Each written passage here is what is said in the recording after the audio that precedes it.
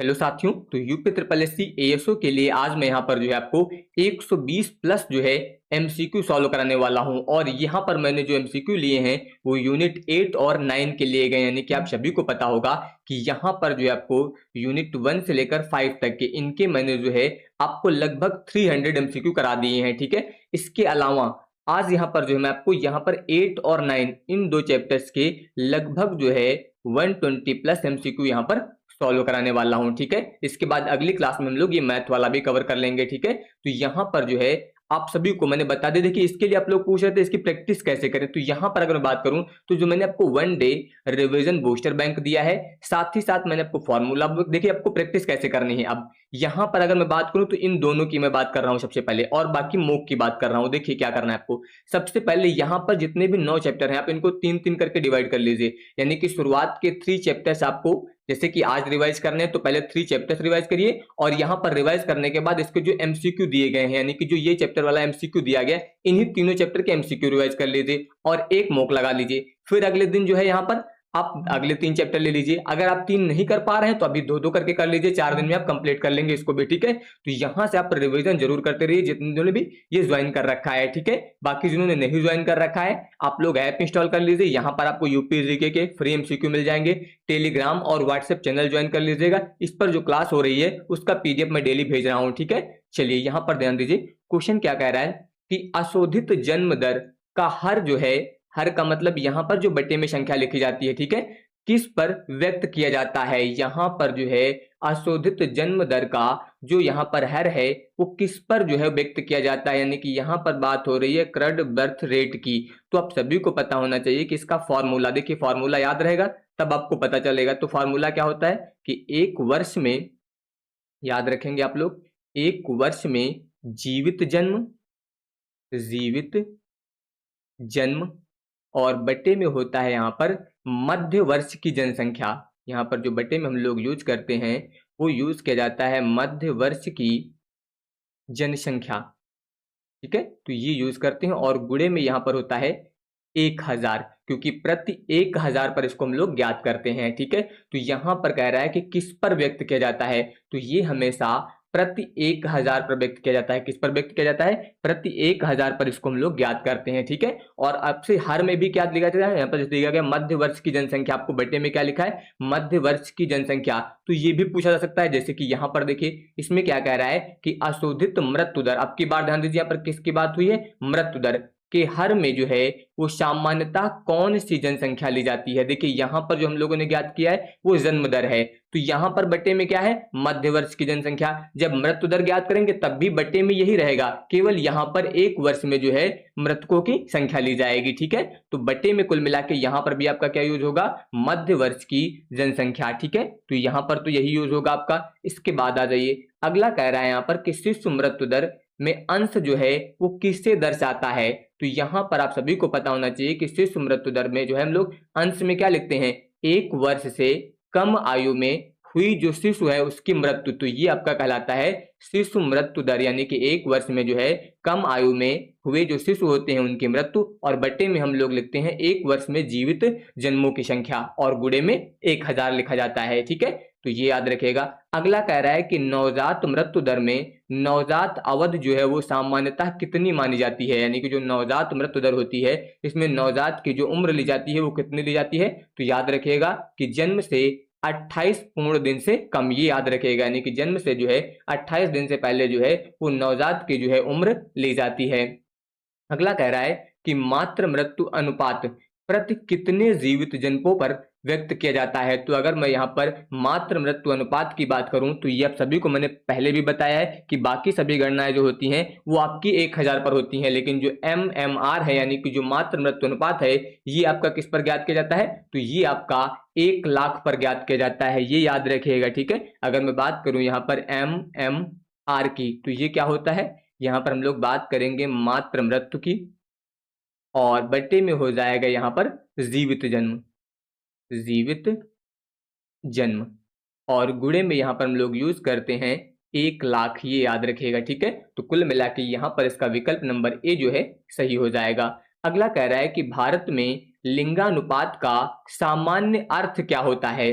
तो भारत में अगर हम लोग लिंगानुपात की बात करें तो लिंगानुपात कैसे आप बताते हैं, प्रति 1000 पुरुषों पर जो महिलाओं की संख्या होती है, प्रति 1000 पुरुषों पर महिलाओं की जो संख्या होती है वो क्या कहलाती है, लिंगानुपात कहलाती है। अगला यहाँ पर कह रहा है कि कुल प्रजनन दर किसे दर्शाती है। ध्यान दीजिए, कुल प्रजनन दर बोला गया है तो याद रखिएगा यहाँ पर कुल प्रजनन दर में क्या होता है कि एक महिला द्वारा प्रजनन काल में जन्मे बच्चों की जो औसत संख्या होती है वही उसकी कुल प्रजनन दर कहलाती है। और प्रजनन काल कितना होता है, ये आपका 15 से 49 वर्ष तक होता है। कितना होता है, 15 वर्ष से 49 वर्ष तक जो है यहाँ पर प्रजनन काल होता है। ठीक है, तो ये याद रखिएगा आप लोग। तो यहाँ पर एक महिला द्वारा प्रजनन काल में जन्मे बच्चों की जो औसत संख्या होती है वो कुल प्रजनन दर कहलाती है।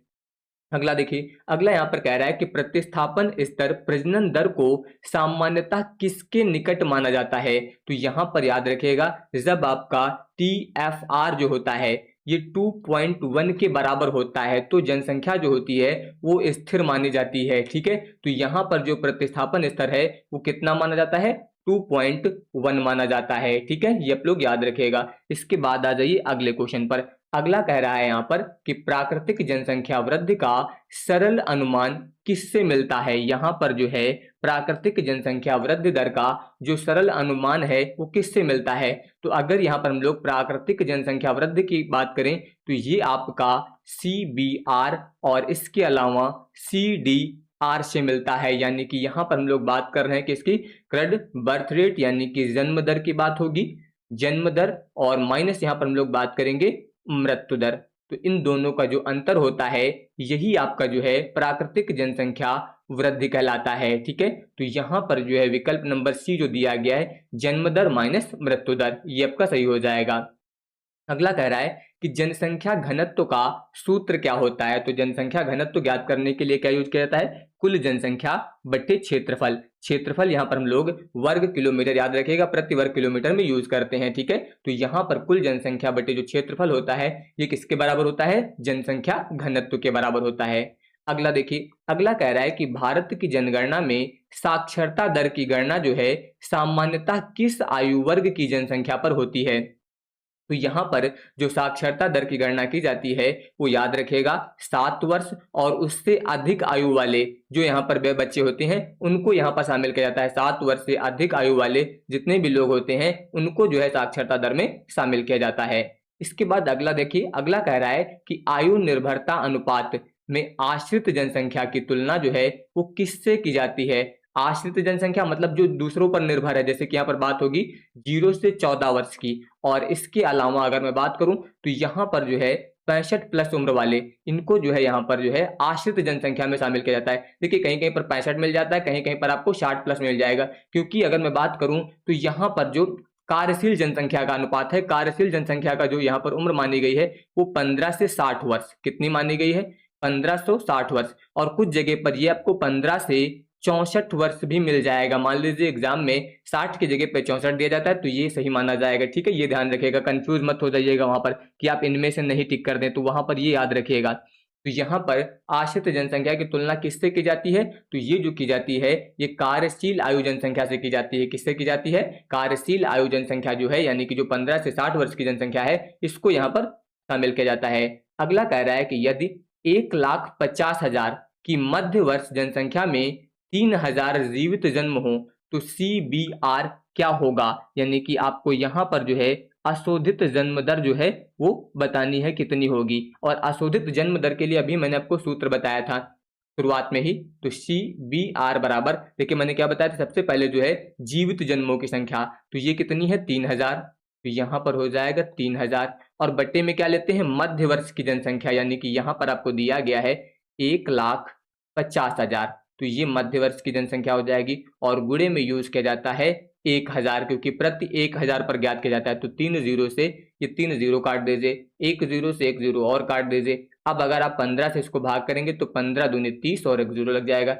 यानी कि यहाँ पर जो है कितना आ जाएगा, तो ये आपका 20 प्रति हजार जो है यहाँ पर आ जाएगा। ठीक है, गणना जो है प्रति हजार में ही करते हैं इसलिए 20 प्रति हजार लिखा गया है। ठीक है, ये याद रखिएगा। अगला देखिए, अगला यहाँ पर कह रहा है कि यदि 4000 जीवित जन्मों में 1 वर्ष से कम आयु की 60 मृत्यु हो तो यहाँ पर IMR जो है वो कितना होगा।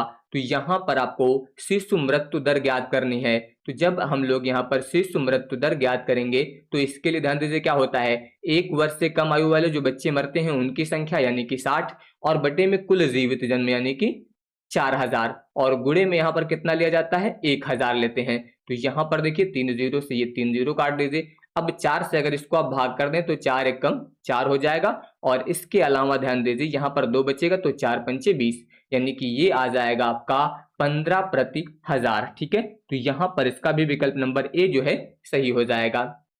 अगला देखिए, अगला यहाँ पर कह रहा है कि यदि आश्रित जनसंख्या 36 लाख और कार्यशील आयु जनसंख्या जो है वो कितनी है, 60 लाख, तो निर्भरता अनुपात क्या होगा। यहां पर आपको निर्भरता अनुपात बताना है। तो अगर मैं यहां पर निर्भरता अनुपात ज्ञात करूं, निर्भरता अनुपात यानी कि रेशियो आपको ज्ञात करना है। तो इसके लिए देखिए यहां पर 36 लाख जो है ये आश्रित जनसंख्या है, तो 36 लाख यानी कि 36 यूज कर लीजिए और बटे में कार्यशील आयु जनसंख्या यानी कि 60 लाख 60 यूज कर लिए। देखिए लाख क्यों मैंने क्यों नहीं लिखा, क्योंकि यहाँ पर अगर आप 60 लाख लिखेंगे तो जितने भी जीरो रहेंगे वो बटे वाले से वैसे भी कट जाएंगे, तो सीधे सीधे उसको लिखने की जरूरत नहीं है, लेकिन ये प्रति 100 पर ज्ञात होती है। ठीक है, तो यहाँ पर ये 0 से 0 काट दीजिए, 6 छंग 36 काट दीजिए और 6 का गुणा 10 में कर देंगे तो कितना आ जाएगा, 60% आ जाएगा, यानी कि विकल्प नंबर बी यहाँ पर जो है आपका सही हो जाएगा। अगला देखिए, अगला कह रहा है कि श्रम बल में किन व्यक्तियों को शामिल किया जाता है। तो श्रम बल के बारे में आपको पता होना चाहिए कि इसमें जो व्यक्ति कार्यशील हैं यानी कि जो कार्य कर रहे हैं, जिनके पास रोजगार है, उनको शामिल किया जाता है और इसके अलावा जो काम खोज रहे हैं यानी कि उपलब्ध बेरोजगार हैं एक प्रकार से, इन दोनों को जो है श्रम बल में शामिल किया जाता है। जो कार्यशील हैं और जो अभी बेरोजगार हैं या फिर काम की तलाश में हैं उनको जो है श्रम बल में शामिल किया जाता है। इसके बाद आ जाइए अगले क्वेश्चन पर। अगला कह रहा है कि श्रम बल भागीदारी दर यानी कि यहाँ पर लेबर फोर्स पार्टिसिपेशन रेट की बात हो रही है, तो इसका सूत्र क्या होता है। तो इसका सूत्र क्या होता है, याद रखिएगा, श्रम बल बटे जनसंख्या गुणे 100 होता है। अगर आपको यहाँ पर जो है LFPR ज्ञात करना है तो ये किसके बराबर होगा, श्रम बल बटे जनसंख्या गुणे 100। ठीक है, ये फॉर्मूला यूज किया जाएगा। अगला कह रहा है कि कार्यरत जनसंख्या का अनुपात जो है ये किस अनुपात को दर्शाता है। कार्यरत जनसंख्या की बात हुई है, तो जब कार्यरत की बात होगी तो कार्यरत में केवल नियोजित व्यक्तियों को शामिल किया जाता है, यानी कि जो कहीं ना कहीं वास्तव में कार्य कर रहे हैं। तो यहाँ पर जो है नियोजित व्यक्तियों का जनसंख्या में प्रतिशत यानी कि नियोजित व्यक्ति बटे कुल जनसंख्या जब हम लोग करते हैं तो यहाँ से आपका WPR जो है वो ज्ञात हो जाता है। अगला देखिए, अगला कह रहा है कि बेरोजगारी दर का सही जो है वो हर कौन सा है। अब ध्यान दीजिए यहाँ पर जो है डिनोमिनेटर की बात हुई है बेरोजगारी दर का, तो याद रखिएगा बेरोजगारी दर की तुलना जो है वो किस पर की जाती है, वो हमेशा श्रम बल पर करते हैं। बाकी अगर आप रोजगारी ज्ञात करते हैं यानी कि यहाँ पर कार्यकर्ता वाला ज्ञात करेंगे तो बट्टे में कुल जनसंख्या यूज होती है। ठीक है, लेकिन जब आप बेरोजगार वाला ज्ञात करेंगे तो बट्टे में वहां पर हमेशा श्रम बल यूज होगा। ठीक है, ये ध्यान रखिएगा।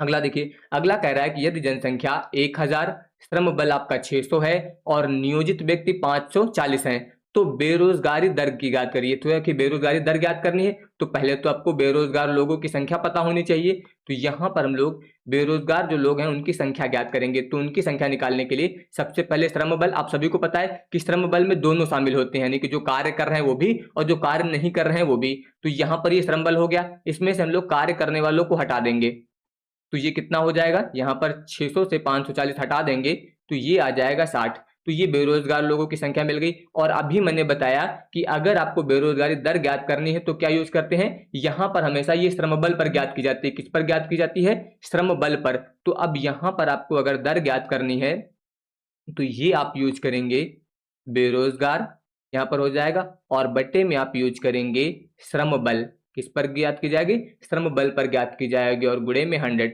बस आपको यहाँ पर जो है अब इसमें मान रख देना है। तो देखिए बेरोजगार लोगों की संख्या आपने ज्ञात कर ली है 60, ये कितना है 600 और इसके अलावा 100।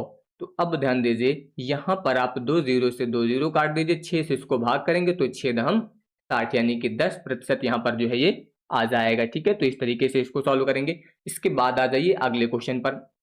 अगला कह रहा है कि यदि 800 योग्य व्यक्तियों में से 520 जो है वो श्रम बल में हैं। यहाँ पर 800 योग्य व्यक्ति हैं और इसमें से 520 जो है ये श्रम बल में है। श्रम बल का मतलब इसमें से रोजगार भी होंगे और बेरोजगार भी होंगे।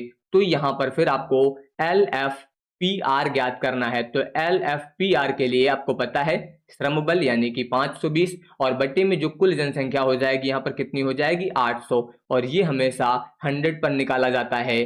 तो ये 0 से 0 काट दीजिए। 8 से अगर आप इसको भाग करेंगे तो यहाँ पर हो जाएगा 8 छंग 48, 4 बचेगा, 8 पन 40, यानी कि ये आ जाएगा आपका 65%। ठीक है, तो इस तरीके से आप इसे ज्ञात कर सकते हैं। अगले क्वेश्चन पे आ जाइए। अगला कह रहा है कि PLFS में सामान्य स्थिति का संदर्भ काल जो है वो सामान्यतः कितना होता है। तो यहाँ पर पीरियोडिक लेबर फोर्स सर्वे में जो है जो सामान्य स्थिति होती है, जो यूजुअल स्टेटस होता है, वो याद रखिएगा हमेशा पिछले 365 दिन जो है इसमें शामिल किए जाते हैं। यानी कि सर्वे के पिछले 365 दिन जो है वो सामान्य स्थिति में शामिल किए जाते हैं। ठीक है, अगर मान लीजिए वर्तमान साप्ताहिक स्थिति की बात हो रही है यहाँ पर करंट वीकली स्टेटस की, तो इसमें जो है पिछले 7 दिन को शामिल किया जाता है। कितने दिनों को? पिछले 7 दिनों को जो है इसमें शामिल किया जाता है। इसके बाद आ जाइए अगला कह रहा है कि आवधिक श्रम बल सर्वेक्षण यानी कि PLFS जो पीरियोडिक लेबर फोर्स सर्वे है, इसकी शुरुआत कब हुई थी। तो इसकी शुरुआत जो है वो 2017 में हुई थी। कब हुई थी? 2017 में हुई थी। इसके बाद आ जाइए अगले क्वेश्चन पर। अगला कह रहा है कि CPI IW का संकलन कौन करता है। तो याद रखिएगा CPI IW की जब बात होगी तो इसका यहाँ पर संकलन कौन करता है? श्रम ब्यूरो करता है। ठीक है, CPI IW हो गया, CPI AL हो गया, CPI RL हो गया। याद रखिएगा CPI IW AL RL इन सभी का संकलन कौन करता है? श्रम ब्यूरो। लेकिन अगर CPI कंबाइंड की बात हो जाए, ग्रामीण शहरी की बात हो जाए, तो फिर वहां पर आपका NSO होता है। ठीक है, अगला देखिए 2026 में प्रचलित CPI IW श्रृंखला का आधार वर्ष क्या है। तो अगर CPI IW का पूछा जाएगा तो याद रखिएगा 2016 है। ठीक है, और इसका आधार वर्ष कितना है? 100। लेकिन अगर आपसे मान लीजिए CPI IW की जगह पर CPI AL का पूछ लिया गया या फिर RL का पूछ लिया गया तो फिर आपका वहां पर 2019 ये वाला यूज होगा। ठीक है, ये याद रखिएगा। इसके बाद आ जाइए अगला कह रहा है कि CPI IW की वर्तमान श्रृंखला कितने औद्योगिक केंद्रों को कवर करती है। तो याद रखिएगा इसकी जो वर्तमान श्रृंखला है ये लगभग जो है 88 कितने यहाँ पर 88 केंद्रों को जो है ये कवर करती है। ठीक है, तो ये याद रखिएगा। ये जो डेटा मैं बता रहा हूं ये सब 2026 के अनुसार है, ये ध्यान रखिएगा। ठीक है, तो 2026 में CPI AL और इसके अलावा CPI RL की प्रचलित श्रृंखला का आधार क्या है। अभी मैंने बताया था आपको कितना है, तो ये आपका 2019 है। ठीक है, ये याद रखिएगा CPI AL और CPI RL का जब IW की बात होगी तो वो आपका कितना हो जाएगा? 2016 हो जाएगा।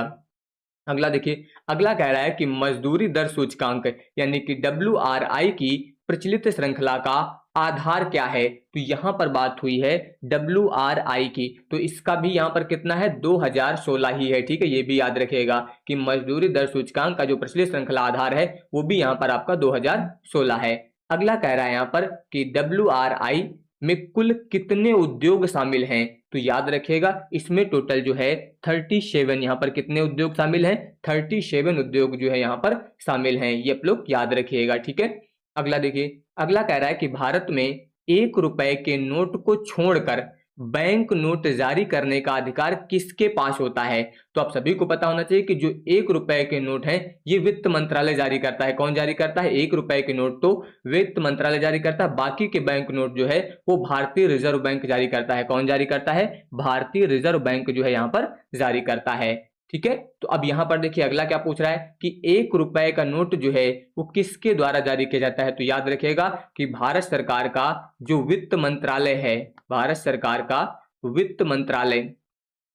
ठीक है, तो यहां पर जो है भारत सरकार के वित्त मंत्रालय द्वारा जो है यहां पर 1 रुपए का नोट जो है वो जारी किया जाता है। ठीक है, इसके बाद देखिए अगला कह रहा है कि संकीर्ण मुद्रा यानी कि M1 में सामान्यतः क्या शामिल होता है। तो अगर हम लोग संकीर्ण मुद्रा की बात करेंगे तो इसमें जो है जनता के पास मुद्रा, इसके अलावा मांग जमा और जो RBI के पास अन्य जमा होता है, इन तीनों को जो है यहाँ पर M1 में शामिल किया जाता है। ये सबसे अधिक तरल होती है। ठीक है, और इसे संकुचित मुद्रा बोलते हैं या संकीर्ण मुद्रा बोलते हैं।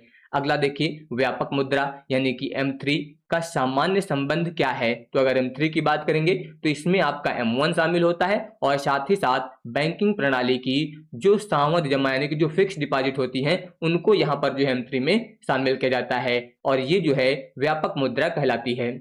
इसके बाद देखिए अगला कह रहा है कि नगद आरक्षित अनुपात यानी कि CRR जो है ये बैंकों को किसके पास रखना पड़ता है, यानी कि जो कैश रिजर्व रेशियो है ये किसके पास रखना पड़ता है। तो आप सभी को पता होना चाहिए कि CRR जो है ये बैंक जो होती हैं ये RBI के पास रिजर्व रखती हैं। किसके पास रखती हैं? RBI यानी कि भारतीय रिजर्व बैंक के पास जो है यहाँ पर CRR जो है वो बैंकों को रखना पड़ता है, ठीक है, यानी कि कैश रिजर्व रेशियो रखना पड़ता है। अगला देखिए अगला कह रहा है कि वैधानिक तरलता अनुपात मुख्यतः किस रूप में रखा जाता है। जो वैधानिक तरलता अनुपात है इसको किस रूप में रखा जाता है, तो इसको हमेशा तरल संपत्तियों के रूप में यानी कि नगद हो गया, सोना हो गया, अनुमोदित सरकारी जो प्रतिभूतियां होती हैं उन सभी के रूप में रखा जाता है। तो आप बता सकते हैं निर्धारित तरल संपत्तियों के रूप में जो है वैधानिक तरलता अनुपात को जो है रखा जाता है। अगला देखिए अगला कह रहा है कि रेपो दर का अर्थ क्या होता है। तो रेपो दर क्या होती है?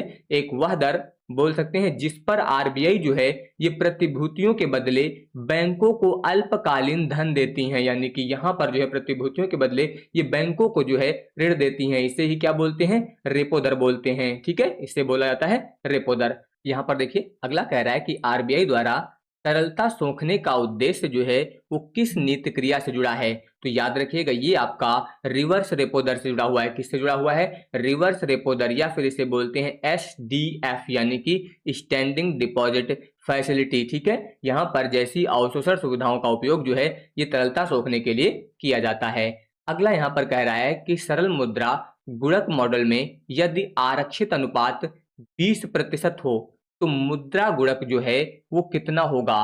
तो यहां पर आपको बताना है मुद्रा गुणक किसकी बात हो रही है? मुद्रा गुणक की बात हो रही है। तो अगर यहां पर आपको मुद्रा गुणक निकालना है तो आप सभी को पता है 1/, यहां पर होता है आरक्षित अनुपात। यहां पर किसका प्रयोग करते हैं हम लोग? यहां पर जो है रिजर्व रेशियो का प्रयोग करते हैं, ठीक है, रिजर्व रेशियो की बात कर रहे हैं। तो अब ध्यान दीजिए ये 20% दिया गया है, इसको आप 20% से अगर हल करेंगे तो ये कितना आ जाएगा? 100, और ये 2 जीरो काटने पर यहाँ दशमलव लग जाएगा। कुल मिला के ये 1/0.20 इतना आ जाएगा, ठीक है। और अब अगर इससे सॉल्व करते हैं तो ये दशमलव काट के 2 जीरो बढ़ा दीजिए, 20×5 100, यानी कि पहला विकल्प जो है यहाँ पर सही हो जाएगा, ठीक है। तो ये आ जाएगा। अगला देखिए अगला कह रहा है कि यदि नाम मात्र ब्याज 9% और मुद्रास्फीति 5%, तो अनुमानित वास्तविक ब्याज दर क्या होगी। तो यहाँ पर आपको अनुमानित वास्तविक ब्याज दर ज्ञात करनी है। बहुत सिंपल है, अनुमानित वास्तविक ब्याज दर ज्ञात करने के लिए जो नाम मात्र ब्याज दर होती है उससे यहाँ पर मुद्रास्फीति को जो है माइनस कर दिया जाता है। तो कितना आ जाएगा? 4% आ जाएगा। बस यही यहाँ पर जो है इसका आंसर हो जाएगा, ठीक है। देखिए ये क्वेश्चन इस तरह के हैं कि अगर आपने प्रैक्टिस नहीं की है, पहले से नहीं देखा है, तो हो सकता है गलती हो जाए, लेकिन अगर आपने एक बार भी देख लिया है तो गलती नहीं होगी, ये ध्यान रखिएगा, ठीक है। यहाँ पर देखिए क्या कर रहा है, RBI का अंतिम ऋणदाता कार्य जो है वो किसके लिए है। तो अंतिम ऋणदाता कार्य जो होता है ये तरलता संकट में बैंकिंग प्रणाली से है। किससे है? अंतिम ऋणदाता के रूप में तरलता संकट में बैंकिंग प्रणाली से है, ठीक है, ये याद रखिएगा। अगला देखिए अगला कह रहा है कि खुले बाजार परिचालन में, खुले बाजार परिचालन का मतलब यहाँ पर ओपन मार्केट ऑपरेशन से है। इसमें RBI जो है वो क्या खरीदता या बेचता है। तो याद रखिएगा इसमें RBI जो है ये जो सरकारी प्रतिभूतियां होती हैं इनको यहाँ पर जो है खरीदता है और बेचता है, ठीक है। यहाँ पर खरीद कर क्या करता है? तरलता बढ़ाता है, और बेच कर तरलता को घटाता है हमेशा RBI, ठीक है, ये याद रखिएगा। अगला देखिए अगला कह रहा है कि यदि CRR बढ़ा दिया जाए और अन्य बातें समान रहें, केवल CRR बढ़ाया जा रहा है और अन्य बातें जो हैं वो समान हैं, तो बैंक की ऋण सृजन क्षमता पर सामान्यतः क्या प्रभाव होगा। तो याद रखिएगा अगर CRR यहाँ पर बढ़ा दिया जाएगा तो यहाँ पर जो है आप सभी को पता है कि बैंकों की जो ज्यादा राशि होगी वो आरबीआई के पास निष्क्रिय पड़ी रहेगी, और अगर वो आरबीआई के पास पड़ी रहेगी तो बैंकें जो है ज्यादा उधार नहीं दे पाएंगी, ठीक है, यानी कि उनकी क्षमता क्या हो जाएगी, फिर घट जाएगी। ये याद रखिएगा, बैंकों की जो ऋण सृजन क्षमता होगी वो फिर क्या होगी, वो घट जाएगी, ठीक है, यानी कि कम हो जाएगी। अगला देखिए, अगला क्या कह रहा है यहाँ पर कि मुद्रा का मूल्य संचय कार्य किसे दर्शाता है।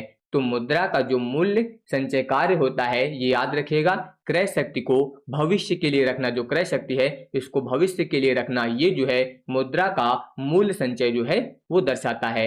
अगला कह रहा है यहाँ पर कि उच्च शक्तिशाली मुद्रा यानी कि रिजर्व मनी का प्रमुख निर्गमनकर्ता कौन होता है। तो अगर हम लोग यहाँ पर रिजर्व मनी की बात करें तो इसका प्रमुख निर्गमनकर्ता जो है वो कौन होता है, तो वो भारतीय रिजर्व बैंक यानी कि आरबीआई होता है, ठीक है, ये आप लोग याद रखिएगा। अगला यहाँ पर देखिए, 2026 में जारी राष्ट्रीय लेखा की नई श्रृंखला का आधार वर्ष क्या है।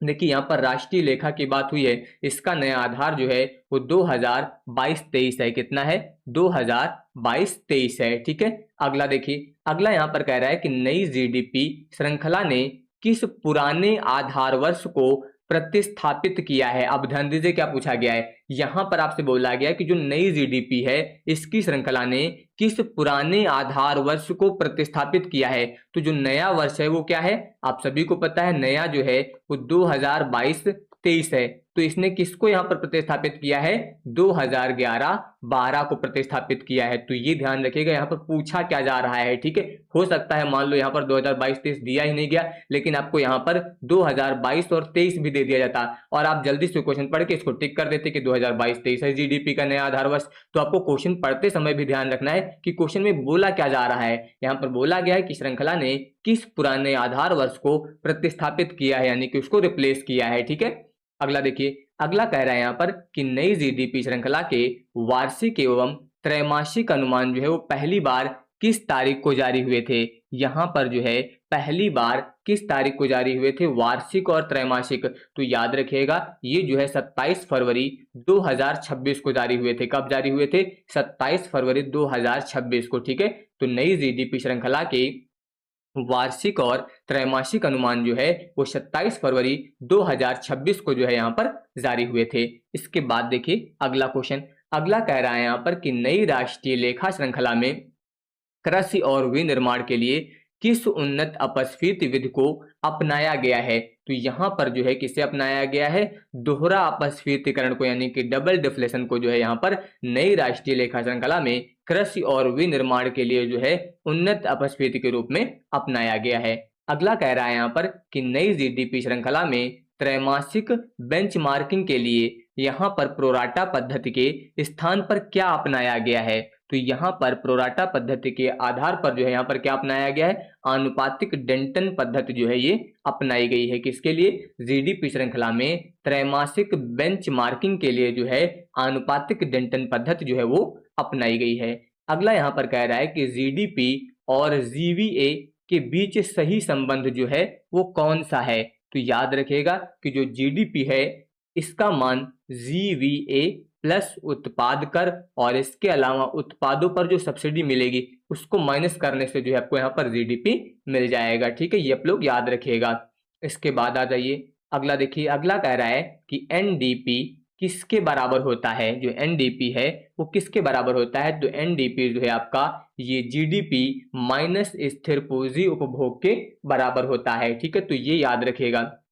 देखिए कुछ वर्ड हैं आपको मैं बता देता हूं, जैसे कि एक आपको याद रखना है सकल और शुद्ध, इसकी बात होगी सकल और शुद्ध, जिससे आप यहाँ पर ग्रॉस और नेट बोलते हैं, ठीक है। मैं शार्ट में लिख देता हूं, समझ लीजिएगा, ग्रॉस और नेट, एक आपको इसको समझना है। इसके अलावा एक आपको समझना है राष्ट्रीय और घरेलू, ठीक है, जिससे मैं बोल सकता हूं नेशनल, और ये होता है आपका डोमेस्टिक, एक ये हो गया। और इसके अलावा तीसरा आपको समझना है मार्केट प्राइस यानी कि बाजार मूल्य, और साथ ही साथ यहाँ पर फैक्टर कास्ट यानी कि जो है साधन लागत की बात होगी।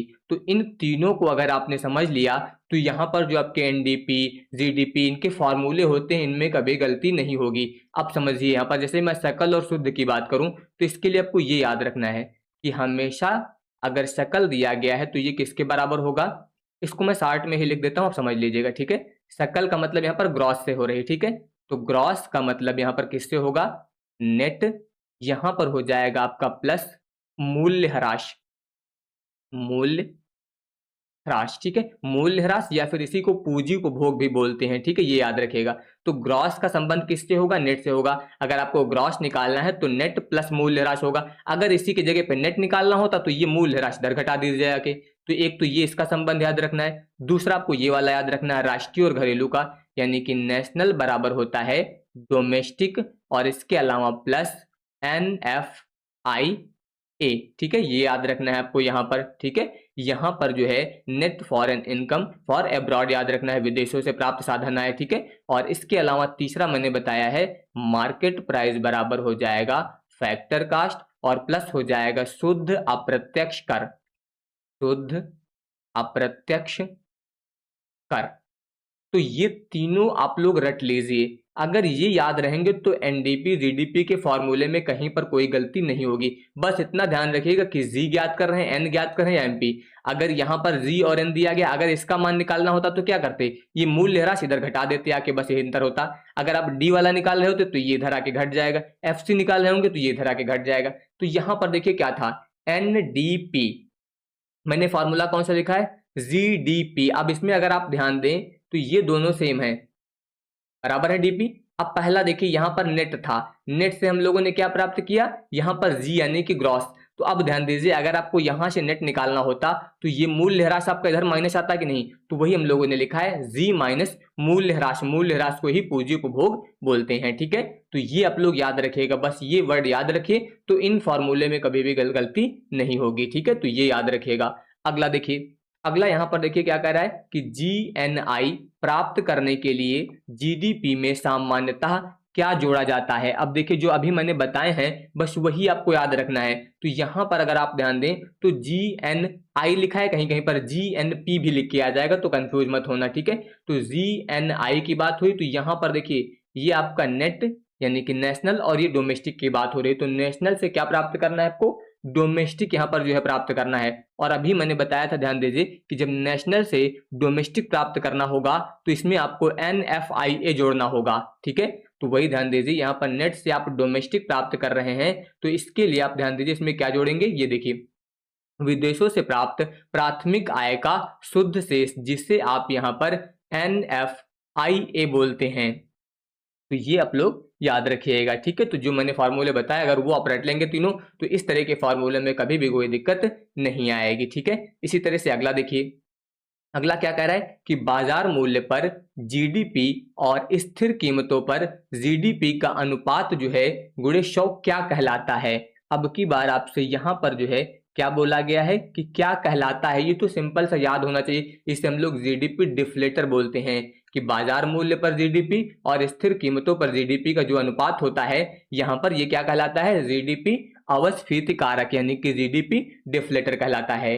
अगला देखिए, अगला यहाँ पर कह रहा है कि यदि नाम मात्र जीडीपी 360, वास्तविक जीडीपी 300, तो जीडीपी अपस्फीति कारक यानी कि यहाँ पर आपको जीडीपी डिफ्लेटर ज्ञात करना है, ठीक है, यानी कि इसका मान जो है यहाँ पर ज्ञात करना है। और अभी मैंने आपको फॉर्मूला बताया कि यहाँ पर जो है नाम मात्र या फिर नॉमिनल बोल सकते हैं, नाम मात्र जीडीपी और बटे में हो जाएगा वास्तविक जीडीपी, वास्तविक जीडीपी और गुणे में हो जाएगा 100, जो अभी मैंने फॉर्मूला बताया था। अब इसमें मान रख दीजिए, तो इसका मान कितना है 360, इसके अलावा वास्तविक कितना है 300 और गुणे में कितना हो जाएगा 100।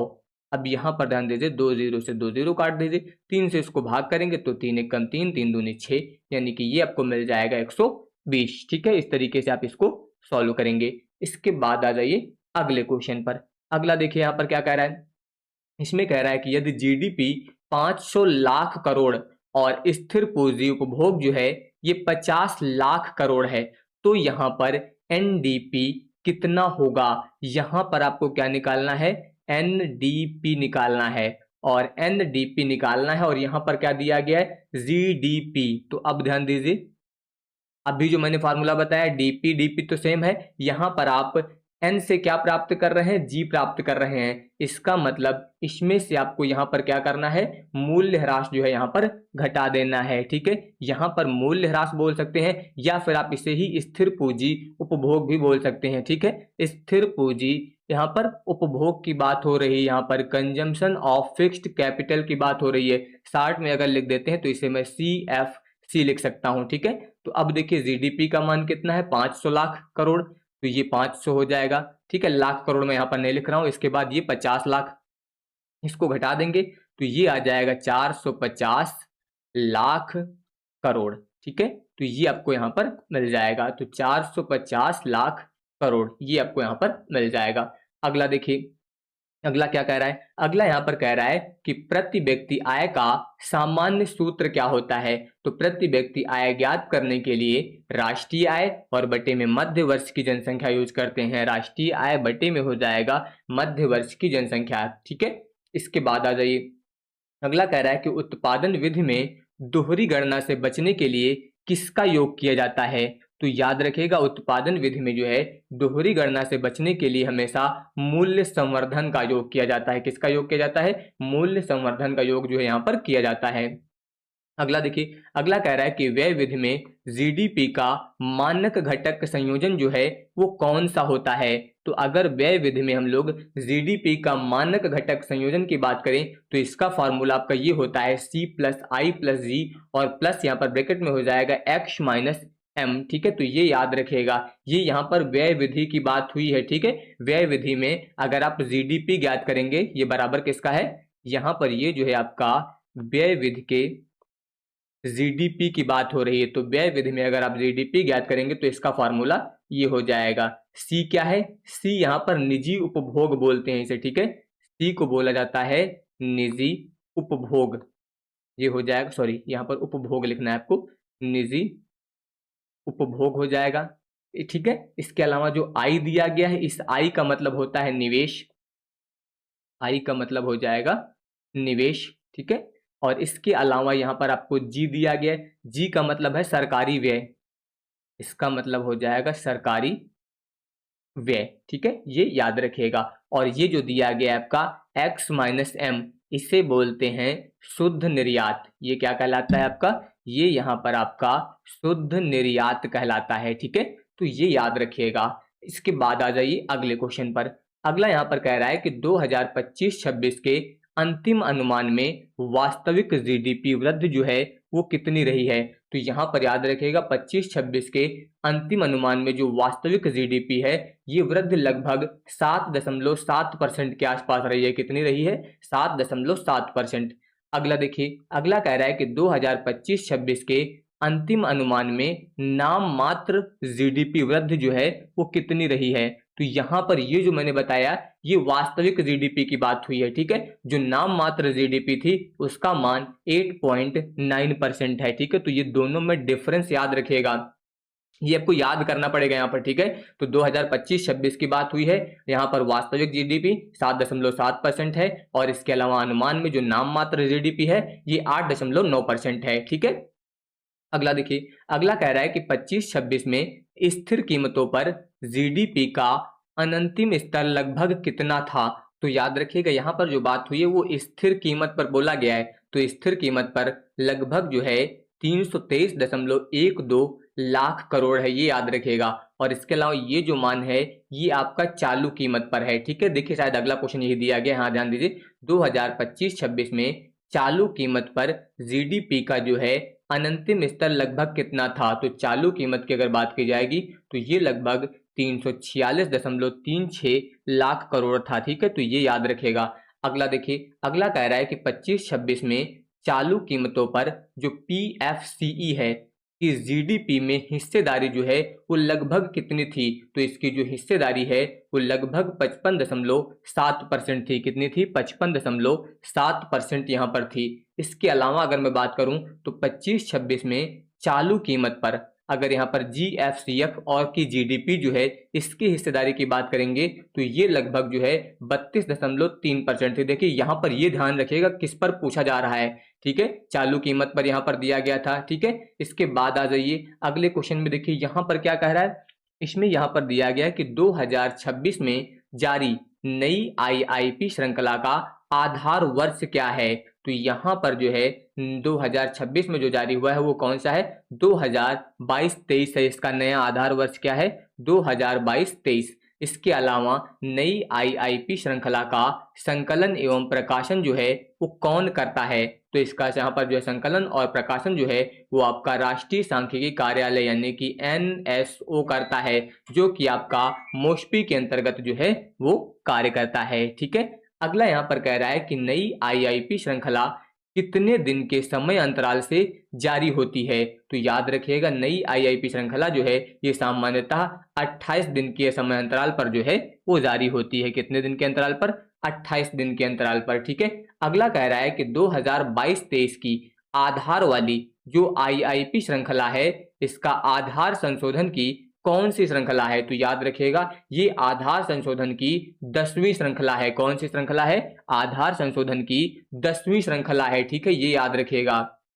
अगला देखिए, अगला कह रहा है कि नई आईआईपी श्रृंखला में कुल कितने आइटम समूह हैं। तो नई आईआईपी श्रृंखला जो है इसमें 463 यहाँ पर समूह है। कितने आइटम हैं, 463 आइटम जो है वो आईआईपी में शामिल हैं। इसके अलावा नई आईआईपी श्रृंखला में जो पुराने आधार की तुलना में कितने नए आइटम समूह जो है वो जोड़े गए हैं। तो यहाँ पर अगर मैं बात करूं तो यहाँ पर टोटल 120 आइटम जो है वो जोड़े गए हैं इस बार। इसके अलावा नई आईआईपी श्रृंखला में कितने पुराने आइटम्स जो है वो हटाए गए हैं। तो लगभग जो है यहाँ पर 64 आइटम जो है वो हटाए गए हैं। 120 आइटम जोड़े गए हैं और 64 आइटम जो है यहाँ पर हटाए गए हैं। ठीक है, इसके अलावा नई आईआईपी श्रृंखला में निम्न में से कौन सा नया व्यापक क्षेत्र जो है वो सम्मिलित हुआ है। तो इसमें याद रखिएगा जलापूर्ति, इसके अलावा सीवरेज और अपशिष्ट प्रबंधन, इसको जो है यहाँ पर शामिल किया गया है। ठीक है, अगला देखिए, अगला कह रहा है कि नई आईआईपी में विनिर्माण क्षेत्र का भार जो है वो लगभग कितना है। तो यहाँ पर विनिर्माण क्षेत्र का जो भाग है वो लगभग 76.062% है। ठीक है, ये मान आप लोग एक बार जरूर देख लीजिएगा। अगला कह रहा है यहाँ पर कि नई आईआईपी में खनन एवं उत्खनन का भार लगभग कितना है। तो यहाँ पर खनन और उत्खनन के अगर भार की बात की जाए तो लगभग 11% के आसपास है। लगभग कितना है, 11%। इसके अलावा नई आईआईपी में विद्युत एवं गैस आपूर्ति का भार जो है वो लगभग कितना है। तो अगर यहाँ पर मैं विद्युत और गैस आपूर्ति की बात करूं तो लगभग ये आपका 10.865 के आसपास है। ठीक है, इसके बाद अगला कह रहा है कि नई आईआईपी में जलापूर्ति, सीवरेज एवं अपशिष्ट प्रबंधन, जिसको नया यहाँ पर इस बार ऐड किया गया है, इसका भार जो है लगभग कितना है। तो ये अभी ऐड किया गया है और इसका भार जो है लगभग 2% के आसपास यानी कि 2.02% के आसपास है। अगला कह रहा है कि नई आईआईपी में प्राथमिक वस्तुओं का उपयोग जो है आधारित भार लाभ जो है लगभग कितना है। तो आईआईपी में प्राथमिक वस्तुओं का जो है यहाँ पर भार पूछा जा रहा है, तो ये लगभग जो है 31.136% है। अगला देखिए, नई आईआईपी में पूंजीगत वस्तुओं का उपयोग आधारित भार जो है वो लगभग कितना है। तो पूंजीगत आधारित वस्तुओं का जो भार है वो लगभग 8.082% है। ठीक है, तो ये मान एक बार ध्यान से देख लीजिएगा, वहां पर आपको एग्जाम में देखेगा तो याद आ जाएगा। ठीक है, इसके बाद आ जाइए अगले क्वेश्चन पर। अगला देखिए क्या कह रहा है, अगला यहाँ पर कह रहा है कि नई आईआईपी में मध्यवर्ती वस्तुओं का उपयोग जो है आधारित भार लगभग कितना है। अब यहाँ पर बात हुई है मध्यवर्ती वस्तुओं की, तो इनका जो भार है वो लगभग 22.416% है। अगला कह रहा है कि नई आईआईपी अवसंरचना निर्माण वस्तुओं का उपयोग आधारित भार लगभग कितना है। तो यहाँ पर निर्माण वस्तुओं की बात हुई है, तो निर्माण वस्तुओं का भाग जो है वो लगभग 10.908% के आसपास है। और अगला दिया गया है कि नई आईआईपी में उपभोक्ता टिकाऊ वस्तुओं का भार जो है वो लगभग कितना है। तो यहाँ पर टिकाऊ वस्तुओं का जो भार है वो लगभग 11.311% है। और इसके अलावा आईआईपी में उपभोक्ता गैर टिकाऊ वस्तुओं का जो भार है वो लगभग यहाँ पर कितना है। तो गैर टिकाऊ वस्तुओं का लगभग जो है 16.147% है। और इसके अलावा 2025-26 में नई श्रृंखला के अनुसार सामान्य आईआईपी की जो वार्षिक वृद्धि है वो कितनी है। तो इसकी वार्षिक वृद्धि जो है वो लगभग 4.3% है। कितनी है? वार्षिक वृद्धि जो है 4.3% है। अगला देखिए, अगला कह रहा है कि नई आईआईपी श्रृंखला में विनिर्माण के आइटम स्तरीय भार मुख्यतः किसके अनुपात में जो है ये बांटे गए हैं? तो अगर मैं बात करूं तो ये जो है आपके सकल उत्पादन मूल्य के रूप में जो है बांटे गए हैं, यानी कि ग्रॉस वैल्यू ऑफ आउटपुट के रूप में जो है ये बांटे गए हैं। अगला देखिए, अगला कह रहा है कि 2026 में शुरू हुई नई अखिल भारतीय सीपीआई श्रृंखला का आधार वर्ष क्या है? तो यहाँ पर सीपीआई श्रृंखला का जो है आपसे आधार वर्ष पूछ रहा है। तो सीपीआई का आधार वर्ष कितना है 2026 में? 2024। पहले कितना था? 2012 था। इसके बाद देखिए, अगला कह रहा है कि नई सीपीआई श्रृंखला के भार किस सर्वेक्षण से मुख्यतः लिए गए हैं? तो ये भार जो है किस श्रृंखला से लिए गए हैं? तो ये आपके HCES से लिए गए हैं। ठीक है, यहाँ पर जो है ये किससे लिए गए हैं? HCS, जिसे बोलते हैं हाउस होल्ड, याद रखेगा, हाउस होल्ड कंजम्पशन एक्सपेंडिचर सर्वे। ठीक है, 2023-24। ठीक है, ये हो जाएगा आपका।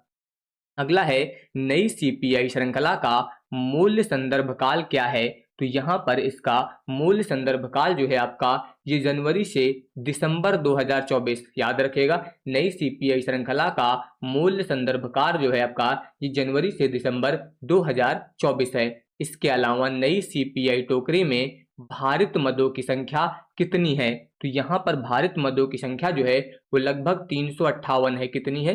358 मदें यहाँ पर शामिल की गई हैं। अगला देखिए, अगला कह रहा है कि नई सीपीआई वर्गीकरण श्रृंखला यानी कि COI-COP 2018 में शीर्ष स्तर पर कितने प्रभाग हैं इसमें? तो अगर मैं बात करूं तो यहाँ पर शीर्ष स्तर पर लगभग 12 प्रभाग हैं। कितने प्रभाग हैं? 12 प्रभाग यहाँ पर जो है इसमें शामिल हैं। इसके अलावा नई सीपीआई में प्राथमिक स्तर के सूचकांक के लिए कौन सा औसत जो है वो प्रयुक्त हो जाए? यहाँ पर कौन सा औसत जो है वो प्रयुक्त किया जाता है? किसके लिए बात हुई है? नई सीपीआई के लिए बात हुई है। तो यहाँ पर अगर मैं बात करूं तो पहले सीपीआई में आपका क्या यूज होता था? पहले वहां पर जो है सरल अंकगणितीय माध्य सूत्र आपका यूज किया जाता था, लेस्पेयर वाला। लेकिन अब यहाँ पर जो है वो जेवंश ज्यामितीय माध्य यूज करते हैं। कौन सा यूज किया जाता है? जेवंश ज्यामितीय माध्य जो है यहाँ पर यूज होता है। अगला देखिए, अगला कह रहा है कि नई सीपीआई उच्च स्तर के समेकन के लिए कौन सा सूत्र जो है वो प्रयुक्त होता है? तो अब यहाँ पर जो है यंग और संशोधित लेस्पेयर का सूत्र जो है वो यूज किया जाता है। सीपीआई में उच्च स्तर के समेकन के लिए यंग और संशोधित लेस्पेयर का सूत्र यूज किया जाता है। अगला यहाँ पर कह रहा है कि नई सीपीआई के लिए मूल्य डेटा का क्षेत्रीय संकलन मुख्यतः कौन करता है? तो यहाँ पर इसका क्षेत्रीय संकलन जो है वो NSS का जो क्षेत्रीय कार्य प्रभाग है यानी कि फील्ड ऑपरेशन डिवीजन जो है ये करता है। अगला देखिए, कह रहा है कि नई सीपीआई में ऑनलाइन बाजारों से कीमतें जो है वो किस आवृत्ति पर एकत्र की जाती हैं? तो याद रखिएगा, नई सीपीआई में जो ऑनलाइन बाजार से कीमतें एकत्र की जाती हैं वो साप्ताहिक एकत्र की जाती हैं। कब एकत्र की जाती हैं? साप्ताहिक एकत्र की जाती हैं। अगला कह रहा है कि जून 2026 में नई सीपीआई श्रृंखला पर अखिल भारतीय वार्षिक मुद्रास्फीति कितनी थी? तो ये लगभग जो है 4.38% थी। कितनी थी? 4.38% थी। अगला कह रहा है कि यदि किसी वस्तु का सीपीआई 100 से बढ़कर 108 हो जाए, सीपीआई जो है वो 100 से बढ़कर कितना हो जाए? 108 हो जाए, तो मूल्य वृद्धि जो है वो कितनी होगी? यहाँ पर जो है आपको प्राइस इंक्रीज ज्ञात करना है, मूल्य वृद्धि बतानी है। तो देखिए यहाँ पर 100 से बढ़कर कितना हुआ है? 108। तो हमेशा वृद्धि निकालने के लिए पहले दोनों का डिफरेंस यानी कि 108 माइनस 100, आप वृद्धि निकाल रहे हैं तो हमेशा कम वाला मान लेंगे बटे में। ठीक है, और गुणे में 100, तो सीधे सीधे 100 से 100 कैंसिल हो गया। इसको आप घटा दीजिए, 8% मिल जाएगा।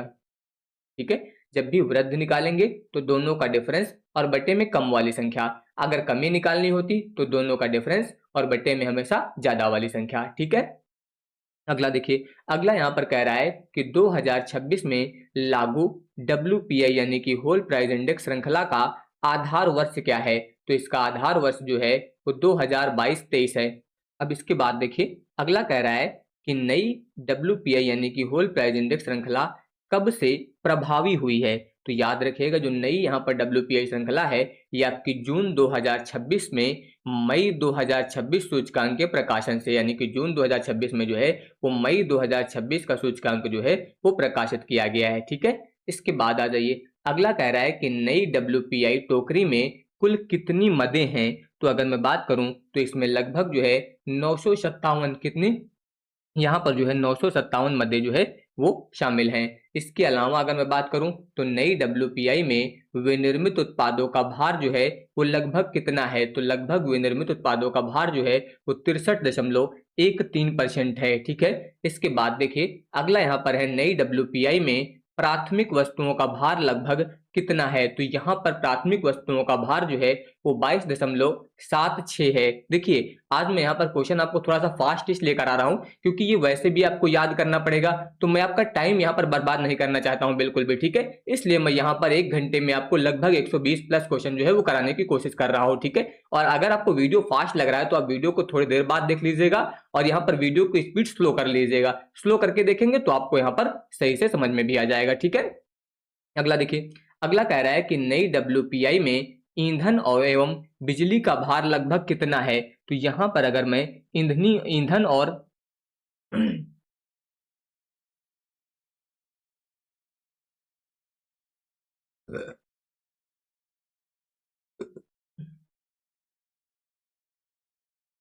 तो यहाँ पर अगर मैं ईंधन और बिजली के भार की बात करूं तो ये लगभग 14.11% है। कितना है, 14.11%।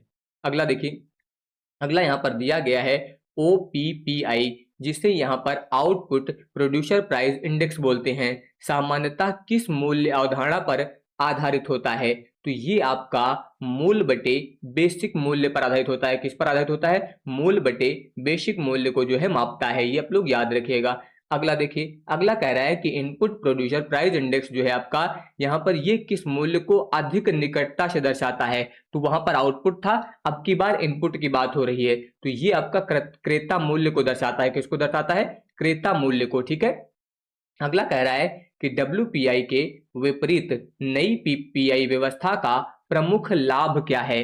तो इसका प्रमुख लाभ जो है वो उत्पादन पक्ष पर सेवाओं और दोहरे अपस्फीति कारक में सहायता से है। ठीक है, अगला कह रहा है कि राष्ट्रीय सांख्यिकी कार्यालय यानी कि NSO किस मंत्रालय के अधीन कार्य करता है। तो आपका जो NSO है ये सांख्यिकी एवं कार्यक्रम कार्यान्वयन मंत्रालय, जिससे आप मोस्पी बोलते हैं, क्या बोलते हैं, मोस्पी, तो इसके अंतर्गत जो है आपका NSO कार्य करता है। अगला देखिए, अगला कह रहा है कि राष्ट्रीय लेखा अनुमान तैयार करने का प्रमुख दायित्व जो है वो NSO के किस कार्य क्षेत्र का है। किसकी बात हुई है, राष्ट्रीय लेखा अनुमान की बात हुई है। तो याद रखिएगा राष्ट्रीय लेखा अनुमान जो है आपका ये कौन तैयार करता है, तो राष्ट्रीय लेखा प्रभाग, जिसे NAD बोला जाता है। क्या बोलते हैं, NAD बोलते हैं। अगला कह रहा है कि NSO का क्षेत्रीय कार्य प्रभाग यानी कि फील्ड ऑपरेशन डिवीजन मुख्यतः क्या करता है। तो ये जो है आपका क्षेत्रीय डेटा का संग्रहण करता है सर्वेक्षण के लिए। ठीक है, ये आप लोग याद रखिएगा, ये यहाँ पर सर्वेक्षण के लिए जो है क्षेत्रीय डेटा का संग्रहण करता है। अगला यहाँ पर है हाउस होल्ड सर्वे डिवीजन, ठीक है, का मुख्य कार्य क्या होता है। तो हाउस होल्ड सर्वे डिवीजन का मुख्य कार्य जो है वो घरेलू सर्वेक्षणों की रूपरेखा, पद्धति और उसका परिमाण जो है उसका मापन करना होता है। ठीक है, अगला यहाँ पर है इंटरप्राइज सर्वे डिवीजन, मुख्यतः किस प्रकार के सर्वेक्षणों से जुड़ा हुआ होता है। तो इंटरप्राइज की बात हुई है, तो ये आपका उद्यम और प्रतिष्ठान सर्वेक्षण से जुड़ा होता है। किससे जुड़ा होता है, उद्यम और प्रतिष्ठान सर्वेक्षण से। अगला देखिए, अगला कह रहा है कि भारत में राष्ट्रीय नमूना सर्वेक्षण की शुरुआत जो है वो किस वर्ष हुई थी। यहाँ पर जो है राष्ट्रीय नमूना सर्वेक्षण यानी कि NSS की बात हो रही है, तो इसकी शुरुआत जो है 1950 में हुई थी। कब हुई थी, 1950 में हुई थी। अगला कह रहा है कि एनुअल सर्वे ऑफ इंडस्ट्रीज यानी कि ASI मुख्यतः किस क्षेत्र की संरचना और प्रदर्शन का अध्ययन करते हैं। तो यहाँ पर जो ASI है ये आपका संगठित विनिर्माण और कारखाना क्षेत्र, इनका प्रदर्शन यहाँ पर जो है वो करते हैं। अगला देखिए, यहाँ पर दिया गया है आपको ASUSE मुख्यतः किस क्षेत्र को कवर करता है। तो यहाँ पर अगर मैं इसकी बात करूं तो ये आपका जो है याद रखिएगा किसको यहाँ पर करता है, असंगठित गैर कृषि उद्यम को जो है कवर करता है। अगला देखिए, उत्तर प्रदेश में राज्य नमूना यानी कि एनएसएस के साथ किस राउंड से चलाया जा रहा है? तो ये याद रखिएगा, ये आपका जो 9th राउंड है यानी कि जो 9वां राउंड है 1955 से जो है चलाया जा रहा है। अगला देखिए, उत्तर प्रदेश में अर्थ एवं संख्या विभाग को निदेशालय के रूप में किस वर्ष मिला था? तो यहाँ पर जो है निदेशालय का रूप इसे कब मिला था? 1961 में मिला था। ठीक है, ये आप लोग याद रखिएगा। अगला कह रहा है कि उत्तर प्रदेश का अर्थ एवं संख्या निदेशालय राज्य नियोजन संस्थान का भाग कब बना? तो ये राज्य नियोजन संस्थान का भाग जो है 5 नवंबर 1971 को बना। कब बना? 5 नवंबर 1971 को। अगला क्वेश्चन देखिए, अगला कह रहा है कि उत्तर प्रदेश अर्थ एवं संख्या प्रभाग का एक प्रमुख आर्थिक कार्य जो है वो कौन सा है? तो इसका प्रमुख कार्य जीएसडीपी और एनएसडीपी तथा जिला घरेलू उत्पाद के अनुमान लगाना है। अगला देखिए, अगला यहाँ पर दिया गया आपको कि स्पाइडर पोर्टल मुख्यतः किस उद्देश्य से जुड़ा है? जो स्पाइडर पोर्टल है वो आपका विभिन्न प्रशासनिक स्तरों पर सांख्यिकी डेटा और प्रकाशन से जो है यहाँ पर जुड़ा हुआ है। ठीक है, तो ये याद रखिएगा आप लोग। अगला देखिए, अगला कह रहा है कि ई मानचित्रा का उपयोग जो है मुख्यतः किस प्रकार की सांख्यिकी प्रस्तुति में होता है? तो ई मानचित्र का प्रयोग जो है यहाँ पर जीआईसी और इसके अलावा मानचित्र आधारित प्रस्तुति के लिए जो है यहाँ पर प्रयोग किया जाता है। अगला देखिए, यहाँ पर अगला कह रहा है कि उत्तर प्रदेश अर्थ एवं संख्या प्रभाग की सांख्यिकी प्रणाली का क्षेत्रीय नेटवर्क जो है वो किस स्तर तक विस्तृत है? तो यहाँ पर इसका जो क्षेत्रीय नेटवर्क है ये आप लोग याद रखिएगा, मंडल, जिला और विकास खंड तक जो है यहाँ पर विस्तृत है। ठीक है, तो ये याद रखिएगा आप लोग। तो यहाँ पर आज मैंने आपको टॉप जो है 120 क्वेश्चंस करा दिए हैं। इनको आप सभी को पेपर से पहले अच्छे से रिवाइज कर लेना है। धन्यवाद।